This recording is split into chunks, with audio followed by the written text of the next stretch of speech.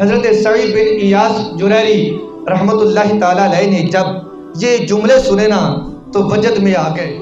میں جو وجد کی بات کر رہا ہوں ذرا دھیان سے رہیے گا، حضرت جو بات کر رہا ہوں سعید بن ایاس جریری تعالیٰ علیہ یہ تابعی ہیں، یہ بیان فرماتے ہیں کہ میں حرم کعبہ میں تھا، کھوکھر صاحب حرم کعبہ میں تھا، خانہ کعبہ کا طواف کر رہا تھا، تو طواف کرتے کرتے میری نظر ایک عظیم ہستی پہ پڑتی ہے، جس عظیم ہستی کا نام سیدنا ابو طفیل عامر بن واصلہ رضی اللہ تعالیٰ عنہ ہے۔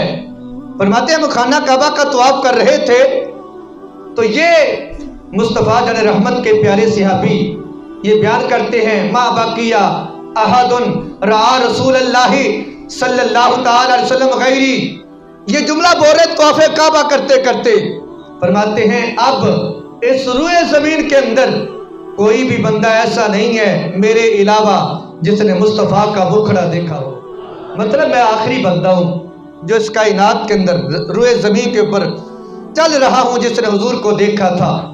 حضرت سعید بن ایاس جریری رحمت اللہ تعالیٰ علیہ نے جب یہ جملے سنے نا تو وجد میں آ گئے۔ میں جو وجد کی بات کر رہا ہوں ذرا دھیان سے رہیے گا، حضرت جو بات کر رہا ہوں فرماتے ہیں کہ اپنے اس لمحات میں آگے اور وہاں پر آپ فرماتے ہیں بھائی افا رأیتہ، آپ نے واقعی میرے مصطفیٰ کو دیکھا ہے؟ تو آپ نے حضور کو دیکھا ہے؟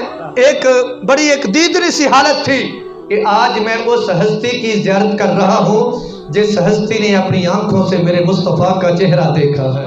تو آپ نے دیکھا ہے حضور کو؟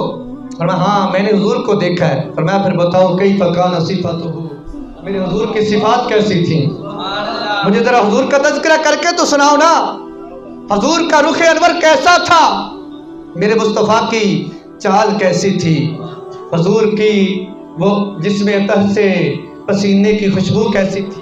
شاعر نے کہا تھا نا اتنے جنت میں بھی اتنی خوشبو نہیں جتنی خوشبو مصطفیٰ کے پسینے میں ہے۔ وہ جو صحابی تھے نا حضرت ابو طفیل عامر بن واصلہ رضی اللہ تعالیٰ عنہ، آپ حضور کی تعریف کرنے لگے، تعریف کرتے کرتے اینڈ میں پہنچے نا تو اینڈ میں جا کر کہتے ہیں کانا ابیضا ملیحا مقصدا، ارے مجھ سے حضور کی تعریف پوچھنے والے سن لے، میرے مصطفیٰ کا رنگ چٹا گورا تھا، مقصدا درمیانے قد والے تھے۔ دیکھو حضور کے حسن کا تذکرہ کس انداز میں کرتے ہیں، اگر ہم حضور کے حسن کا تذکرہ کرتے چلے جائیں تو صحابی کی بارگاہ میں پہنچتے ہیں۔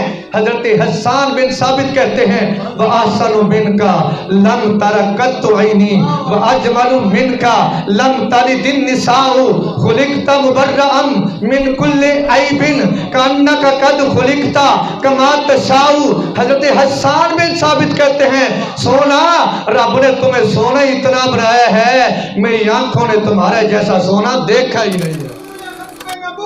زندہ باد زندہ باد، لبیک لبیک یا رسول اللہ، لبیک لبیک لبیک یا رسول اللہ، لبیک لبیک لبیک یا رسول اللہ، لبیک لبیک لبیک یا رسول اللہ۔ کیسے ایسا حسین اور خوبصورت کسی ماں نے جنم ہی نہیں دیا، گویا کہ اے سونے مصطفیٰ آپ کو رب نے پیدا ہی ایسے کیا ہے جیسے آپ چاہتے تھے، جیسے جیسے آپ چاہتے گئے رب ذوالجلال نے آپ کو ویسے ہی پیدا فرما دیا۔